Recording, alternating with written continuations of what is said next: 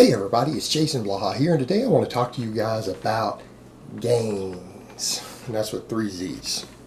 Also known as hypertrophy for those who are chasing that hypertrophy. So let me put on my +5 out of weaponsmithing, work on skilling up my crafting a little bit, and let's talk about this. Alright, the reason people always talk about volume being the primary driver of Gainzzz is because, unlike the other factors that contribute, you can scale volume hypothetically to an infinite level. In other words, you can always increase your volume. That volume increase might not always be effective because of recovery issues and impact on frequency, but in theory, as long as you can recover from it, you can always increase the volume and you can produce more muscle growth if you were stuck and you stalled in your growth. Whereas in the other factors, you are limited in your ability to increase them. And what do I mean by what are the factors? Well, it's going to be intensity, also known as tension. More importantly is the percentage of your 1 rep max. In other words, how much weight can you lift for an effective range of motion and an effective angle on the muscle, right? So in other words, percentage of your 1 rep max. You have training frequency, and then you have training volume. And volume can be looked at in a couple different ways. You can be looked at on a daily volume or weekly volume, all of that.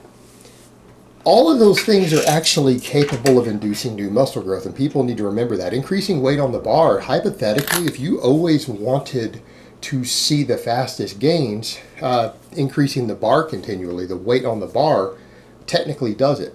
The problem we have is that we can't adapt fast enough the longer we've been training to keep seeing that. But with novice lifters, what does every single novice program that produces large amounts of muscle growth have in common? All of them use linear progression. There's at least 4 or 5 of them out there. I have one. There are other people who have some. You are basically increasing the weight on the bar every day, if not sometimes every week, but usually every single training day. You're adding something to the bar.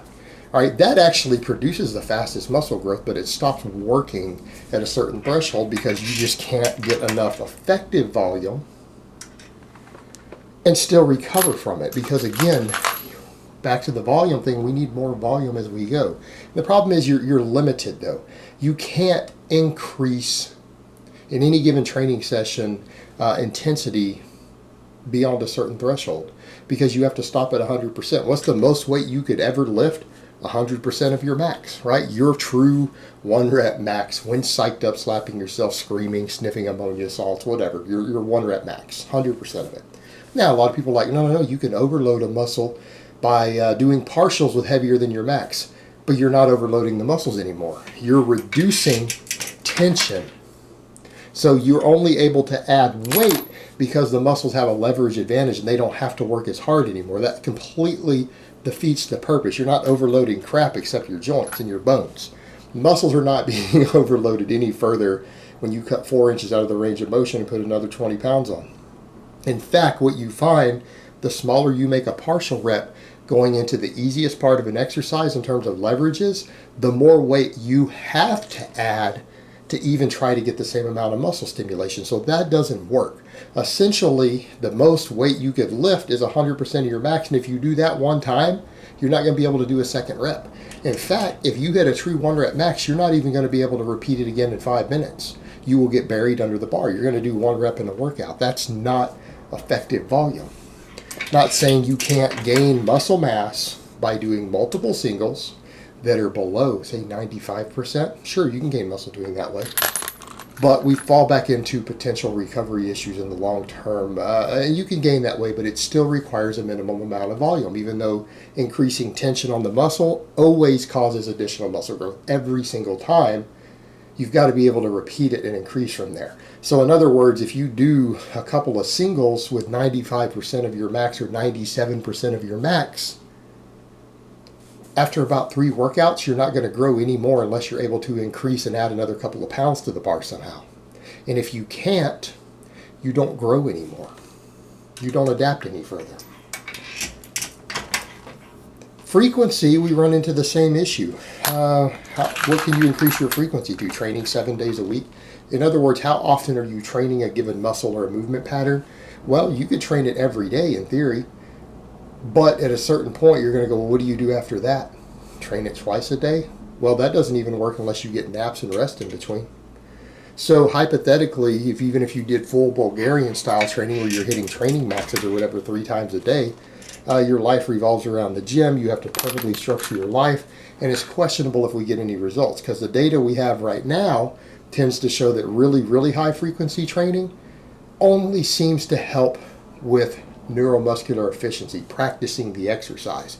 It looks like for most muscles, for fairly advanced lifters, training a muscle more than about twice a week doesn't increase muscle mass, doesn't improve your gains.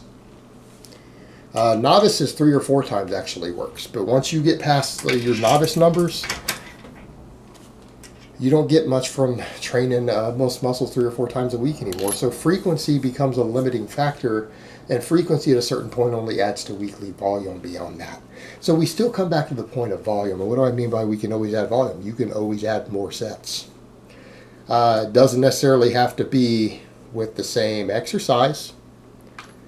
In other words, because maybe you don't want your neural efficiency to drop, you might be training for strength, and you only you're doing 7 or 8 sets of 3 to 5 reps or whatever to get strong on a big lift, but you still want, say your barbell squats, but you still want to stimulate some extra leg growth because you're starting to stall and you feel like your legs are limiting your squat strength.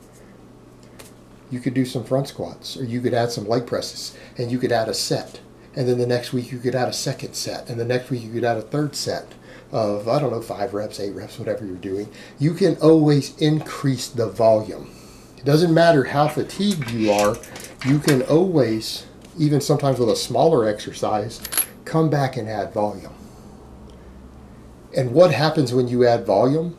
If you have been stalled and you're not gaining muscle for the past month, your performance isn't going up, and you add some extra volume for that muscle group, or that exercise, or a movement close enough that would be an accessory movement for that exercise, you add a little bit of volume, you're increasing the progressive overload again. If you get enough rest, recovery, sleep, food, all of those things, it will stimulate new muscle growth. And that's what it comes down to. Even though all of these factors, tension or intensity, frequency of training, and total training volume, all 3 of them are factors in stimulating gains. Only one of them can always be increased. There's a limit to how much you can increase the tension on a muscle, how much weight you can add to the bar. There's a limit on how frequently you can train. There is no limit on volume, and there always seems to be a minimum amount of volume that is required to stimulate new adaptation. And the bigger you get, the more volume that will be required to make a muscle grow any further. And at the end of the day, even these other things, sometimes we're limited on how much we can increase those. There are practical limitations.